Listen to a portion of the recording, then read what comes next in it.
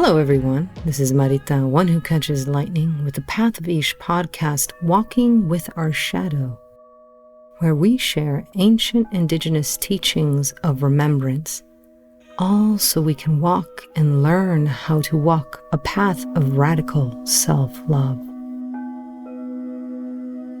As we invite ourselves,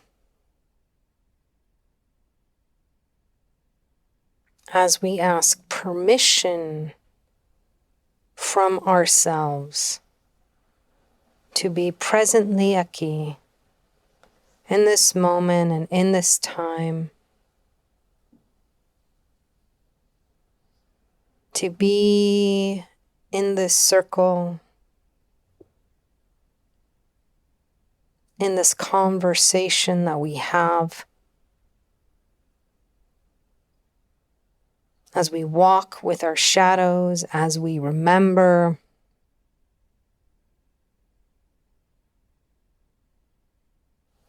Let us call upon the directions to witness us as we open the circle. So we ask the east, the south, the west, and the north, and the guardians of those directions from whatever tradition you come from. We ask the guardians of below, above, and on this plane to create, to hold, to witness, to anchor, to ground. This opportunity of witnessing each other on this path, this lesson, which is life.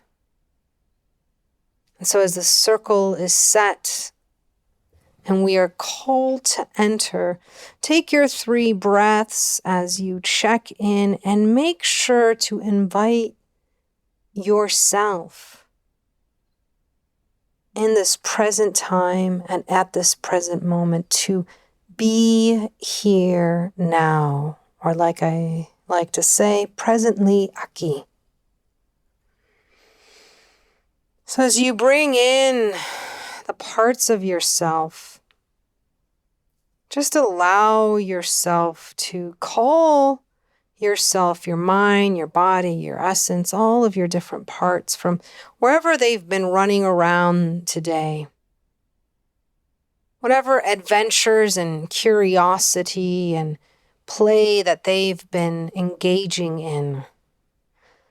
Many times we are not perfectly aligned or all here, and so we are scattered. And so this is an opportunity to take this next 20, 30, 40 minutes, however long this is going to be, I have no idea, to welcome the scattered pieces of yourself, the scattered pieces of your mind, of your body, and of your essence.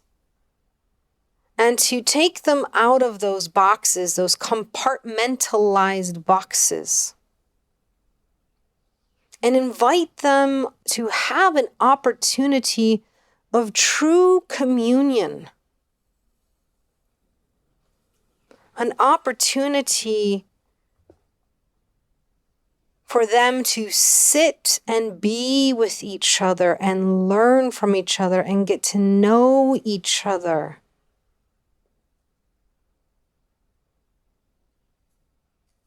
And the more that they do that, the more they will be used to working, maybe the possibility of working with each other. And once you are in that rhythm and in that practice of welcoming all your parts and they start working together, you will see your life change. You will not be scattered or divided. Circle welcomes us to wholeness, inviting all of our parts And because in this circle we stay curious, courageous, and playful, let us call upon those energies at this moment. The topic we will be speaking about today is based on a recent post that I actually had a lot of people contact me about and ask for me to do a podcast to expand upon this idea. And I'm not going to read the post, but the post and the question that it posed was based on this definition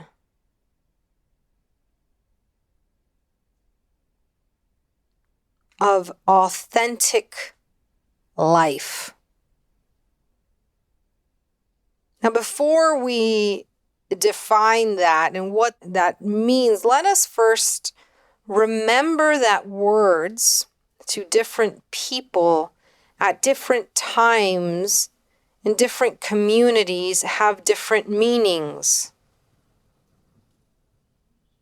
We do not speak the same language all the time. Maybe the words might be similar, but there's so much meaning that creates and really brings a word to life in so many different ways.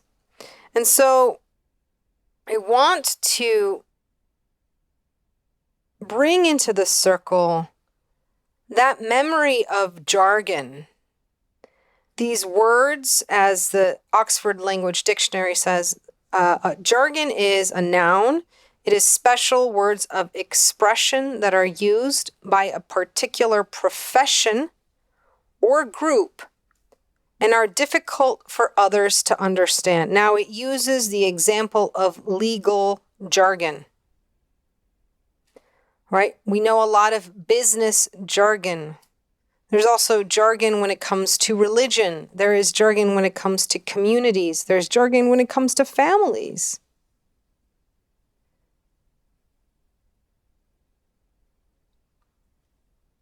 And so I want to bring that into this consciousness, into this conversation, because we see that between generations, when generations create their own words of how they communicate, and how words, no matter their root, in whatever language they find their root in, change over time. We see that even in the interpretation of many religious texts, where they interpret it or translate it differently each time. And you can also see how that is part of the society at that time having a different agenda or a different understanding of a certain word. Okay, still with me? Now, knowing that we do not communicate, even though we try hard, I just want to bring that because I think it is important to accept, and I've said this before in other podcasts, that we do not really connect at times. That for some reason, we have not found words that sometimes truly connect us. And that's okay. We also have an opportunity to not see this quote unquote disconnection as something that needs to be fixed, but we can feel into the nuances of an individual as they create, the nuances of a culture to create, the nuances of generations to create. And in those nuances, as they butt up against each other, new things are created. As a painter, I always and have always loved the edges of paintings where colors and another color meets. And what happens? Sometimes there is that delineation of that red before it becomes white, but sometimes there's always, if you look really, really closely, parts of the red bleed into the white, or there is a gradient.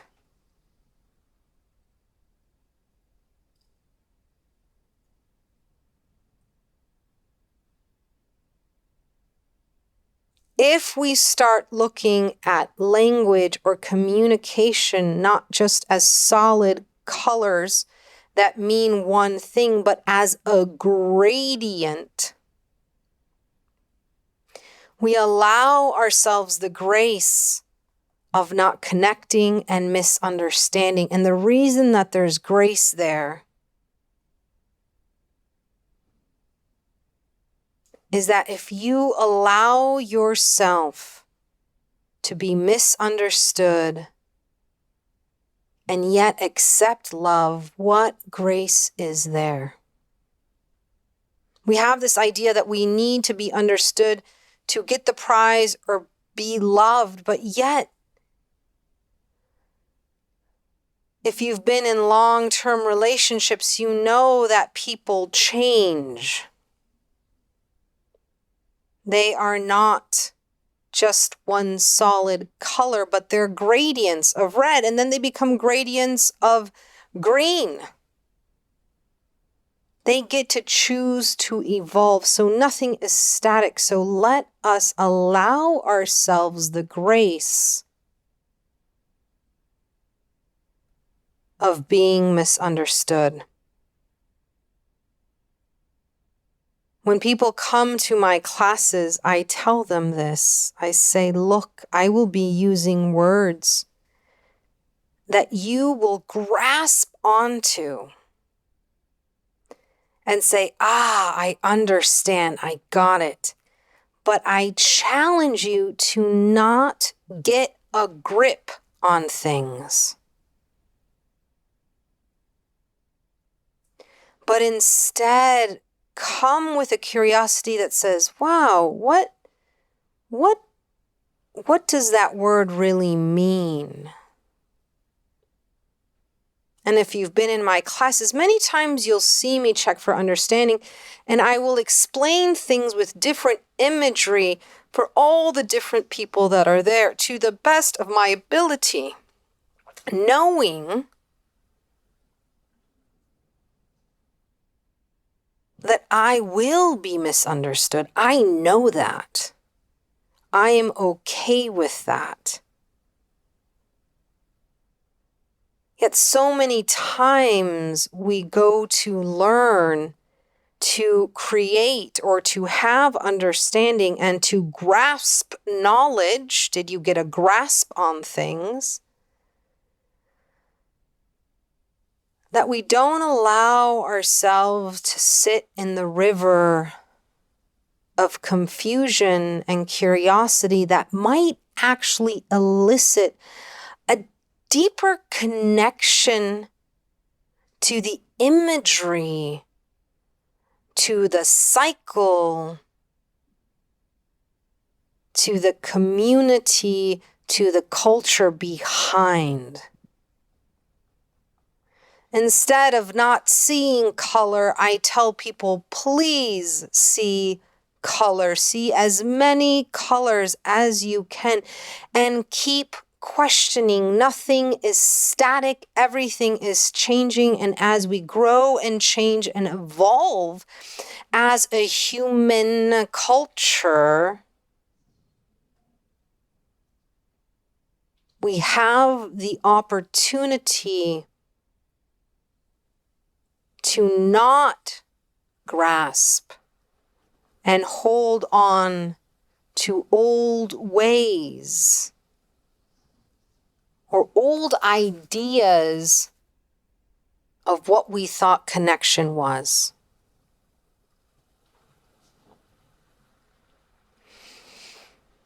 Now, there is a terminology, a jargon in, as we enter into what is now called the spiritual community, right?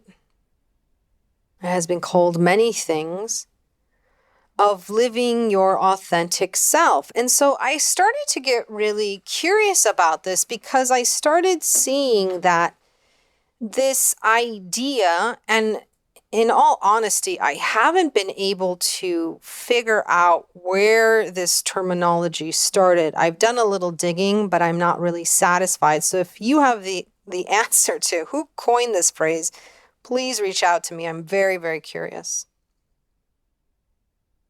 But let's break down authentic self, and let's break down this conversation that I've been having with many people as I try to understand.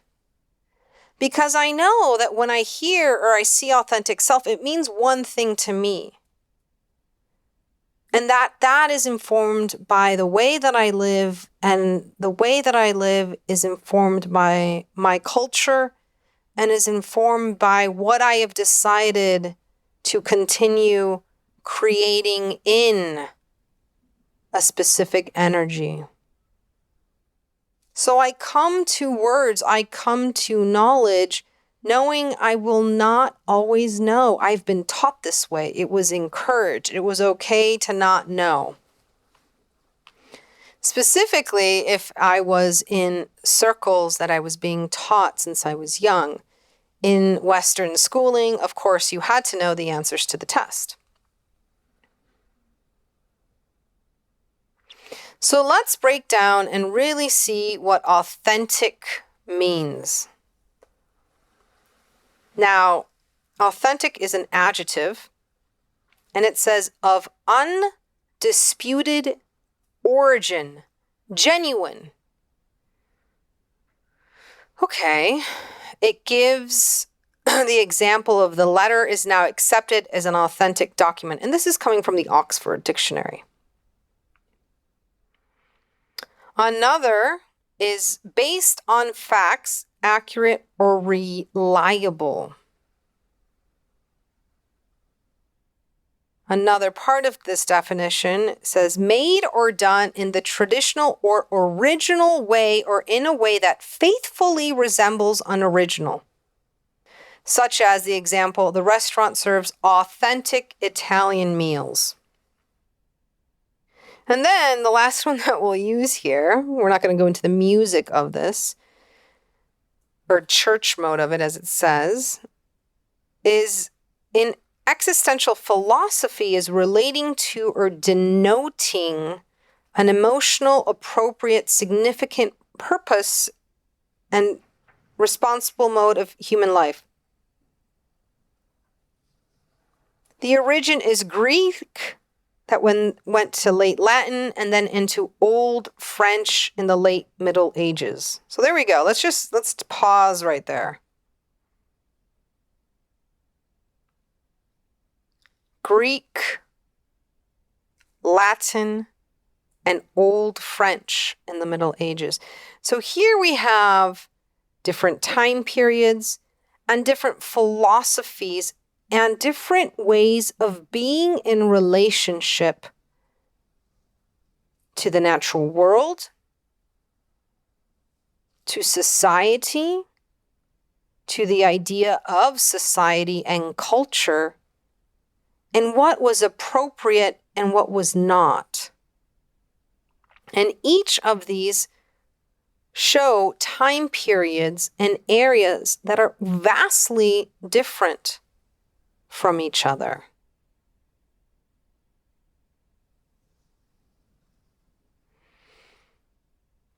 So it seems to me that if we play, or as Auntie Mish says, stir the pot with this word authentic, we are bringing into this conversation, into this circle, this idea of something that is accurate, reliable,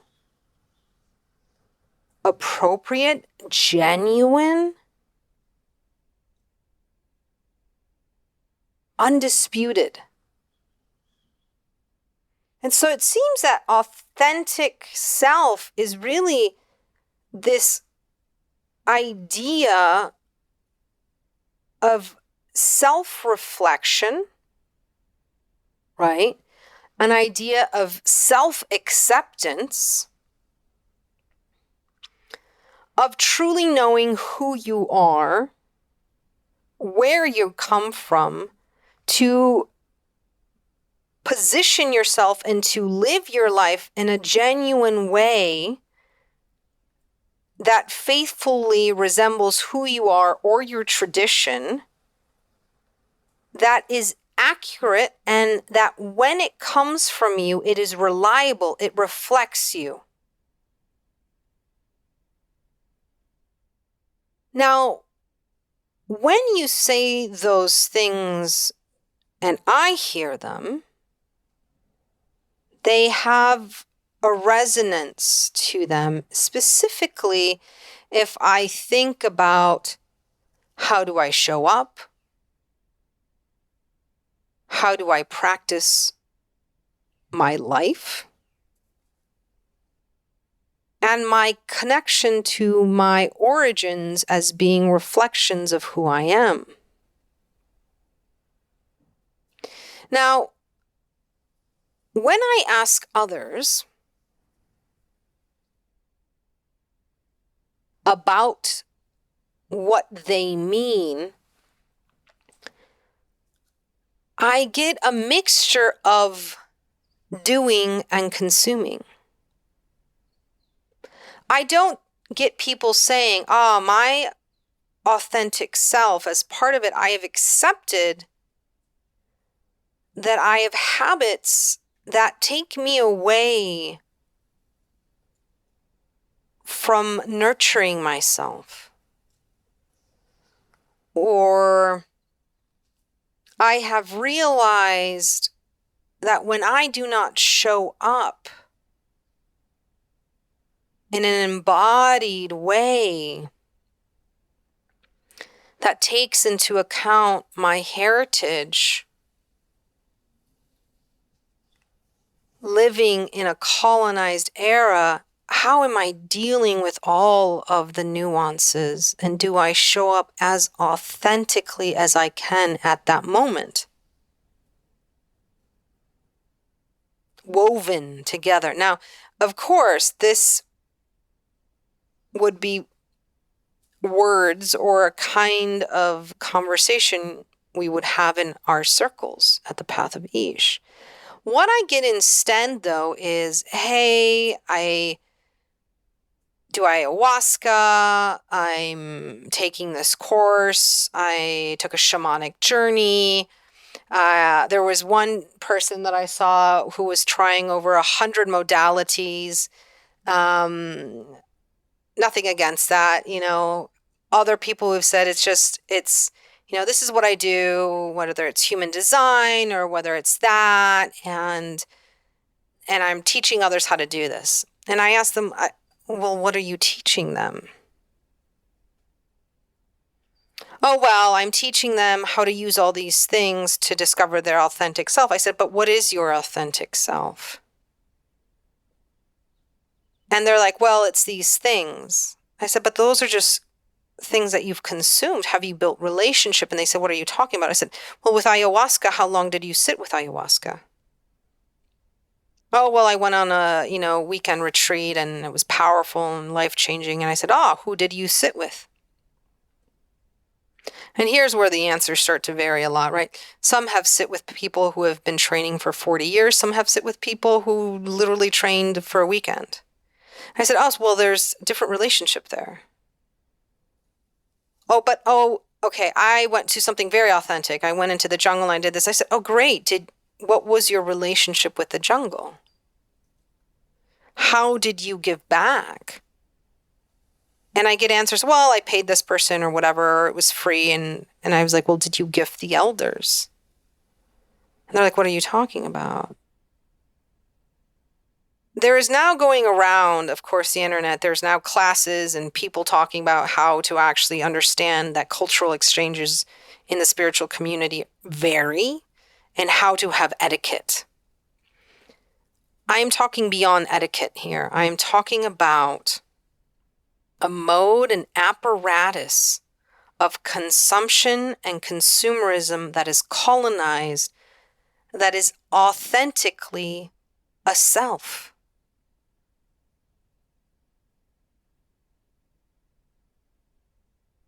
And then we keep discussing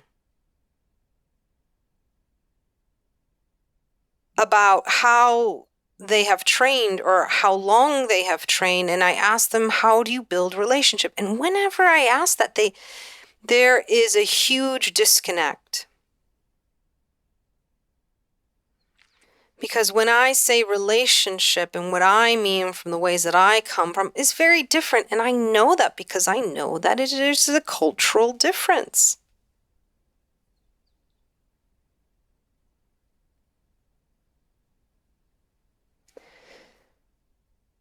And yet when I have these conversations, these people show that the differences are vaster than I anticipated, that their idea of self-reflection or authenticity is very far from the circles or the ways or the traditions that I've grown up in, yet they come into our traditions and into our circles to learn, but learn nothing. Because they pick and they choose what they want to satisfy their hunger at that moment. But if you've grown up on fast food, philosophies and religions and aha moments,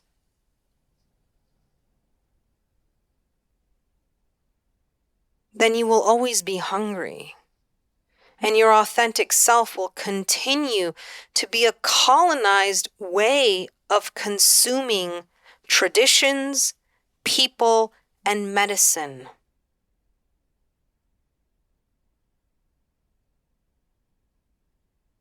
There is nothing wrong with that, as long as we can face it and call it what it is. Because if we don't call it what it is, authentically colonized, then we cannot question a different way. That culturally different traditions might not have the same value set of being in relationship that the Western world has. Yet, it is that value set that the Western world is trying to consume, but because they are moving so quickly, there's no space for it. And in my post, I wrote about that. I said, the Western world does not move at a pace that is conducive to how to live the life that you are seeking for in these indigenous circles, to how to build the relationships and put value into that. Know that they are valuable, even though they're mundane moments of your life in relationship. That is where the dirt and the richness and the roots and everything grows. And that's what holds those aha moments for you. But it seems that everyone just wants to get struck with lightning and have it be that. To step into these ways, into these cultures, we have to accept the fact that they are different and that their authentic traditions are different And that means their authentic way of presenting, being, and consuming will be different. That their value system is different. And that what the Western world craves is something that it has destroyed.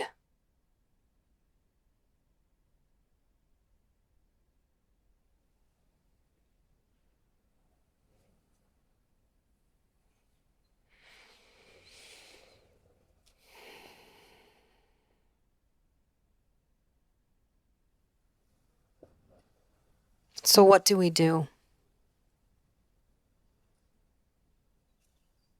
What's the solution? People ask me. And I said, well, the first step is admitting, right? Admitting you have a problem. Admitting the cultural, colonized context of things. I did another post the other day talking about how so many people come into circles asking questions because they want to answer something, and someone literally asked me a question with the answer, and I found it so curious.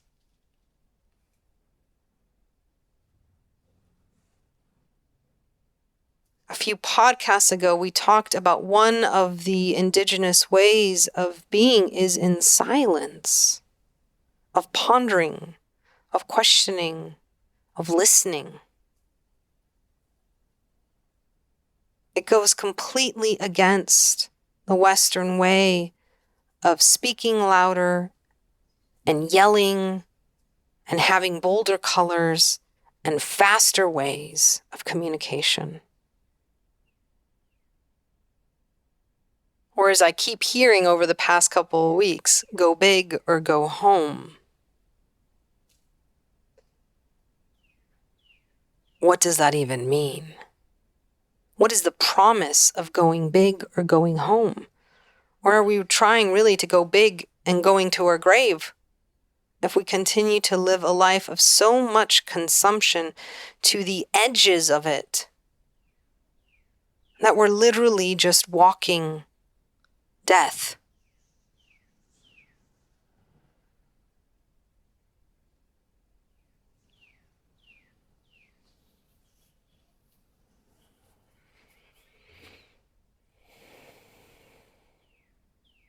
So the first step is admitting that there is different ways. Like when you go to a country, how do you travel?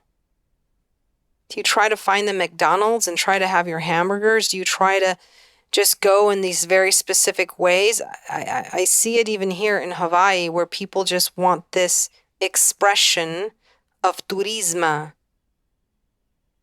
this perfectly painted picture of what they think paradise is. And I've seen that in Mexico growing up. I've seen that. The tourism, when we are turistas and you go to those places, it is a postcard place.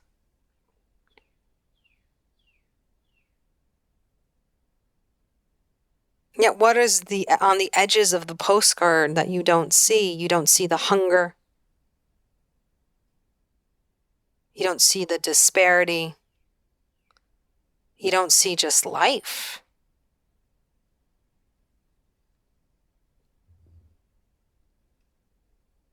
Because there's a part of humanity or society or living in a civilized way that says we're not supposed to see that or live like that, or that is wrong, or if you're living like that, it's a reflection that you are unvaluable and unworthy and you haven't, quote unquote, made it.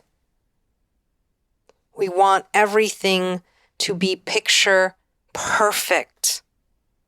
But we're here to live a life, not pose for an Instagram moment.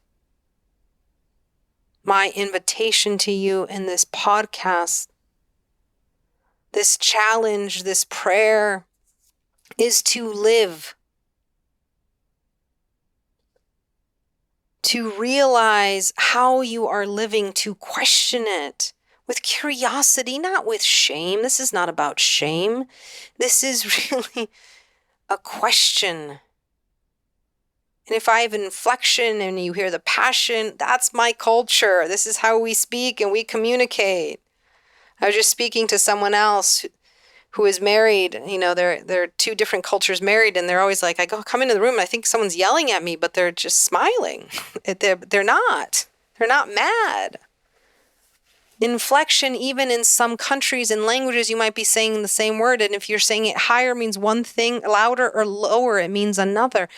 Therefore, let us understand there are so many ways of living. We will not be able to experience them all. But that hunger that we have to be authentic, to be genuine, to have a sense of place is for you to be you in your home, your body, your mind, and your essence, to return to that. To build deep relationship with the plant kingdom if you are using it. To learn not just about traditions, but etiquette.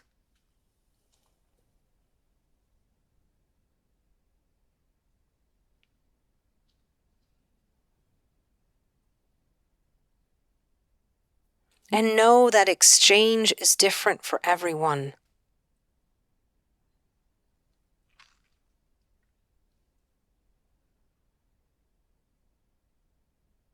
I've had a lot of people try to call me sister, and I do not identify as female. And they say it in the spiritual community, hey sister, hey sister. I'm like, you are not, number one, you're not my family. Number one, I don't identify. So in your way of trying to communicate with me or make me feel good or show me that we're the same, what you've actually done is not realized I am different. The same for colonized culture is everyone looking beige and being the same, and we've talked about this. To be spiritual will look different for everyone, and if we are okay with that, then our world will be the reflection of the multiverses that it truly is. And when we sit in each other's medicine, we are in another universe of expansion. And we don't just take from it, we build a bridge from our sacred divine and our human body to their sacred divine and their human body, taking into account our needs and theirs and asking, is this co-creation and is this mutually beneficial? Is this living in a reciprocal way? Or do I not care to care enough to ask the question because I'm too busy living the fast food life of spiritual consumerism? If that is how you want to live, then live and be authentically colonized spirituality. And that is, if you do not want to live like that, then find the way. Again, this is not to shame people, but this is just say, let's look in the mirror and let's call it what it is. Because then you're recognizing and taking responsibility for how you are living your life.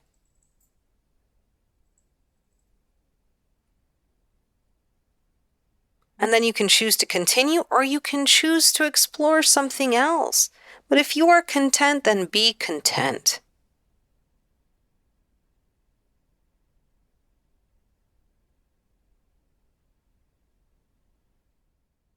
We are all not here to have the same experience. And that is the blessing of it all. We are all having multiverses of experience. And so each of us is learning a different, authentic way of walking on this planet. And that is a lesson. So at the end of me and my lesson is the beginning of someone else and their authentic way of living. And they can be vastly different, and that is okay. There is enough space in the world for this.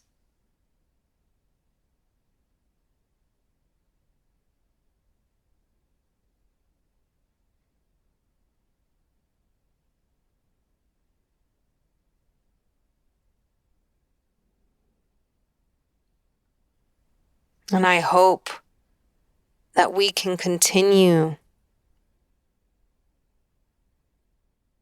to walk in the grace that exists when we recognize our disconnect. Because on the opposite side of our disconnect, that which we do not know, that's where we are more entangled in the unknown of what is the potential of our interaction in our creation. For what is here is what is now. Let us observe it. Let us be truthful about it. And then let us meet in the possibility of the beyond. I welcome you to do your own meditation and your own journaling. And today I will just close this circle and let the words be the words and let the understanding and the misunderstanding happen. It can be anything. Letting the connection and the disconnection happen. Letting the ease and unease rise and fall in our bodies. And I hope that you allow yourself and accept yourself wherever you are on your path. And know that it is enough. And if you seek more, then learn how to seek. So with gratitude, grace, and thanksgiving to all my ancestors, to all our many ways that we welcome into this circle, to all the many traditions that sit at the path of Ish, to the people from around the world who sit with us in moon circles, in our upcoming cacao and cosmology circles, in our jaguar circles, in our facilitator cacao circles, as we sit really with a deep remembering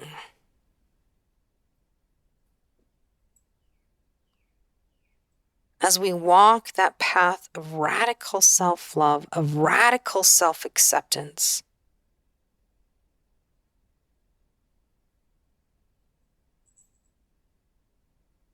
As we walk ourselves back home. In gratitude to the east, the south, the west, the north, the guardians above, below, and on this plane. Shade. Once again, it is with deepest gratitude that I bow to you for joining me on this podcast, this episode, this circle, this plática, this meditation, this remembering. I hope that you have stayed curious. I hope to see you in the circle again next week. So make sure that you like or follow. Until then, may you be blessed with abundance of peace and radical self-love.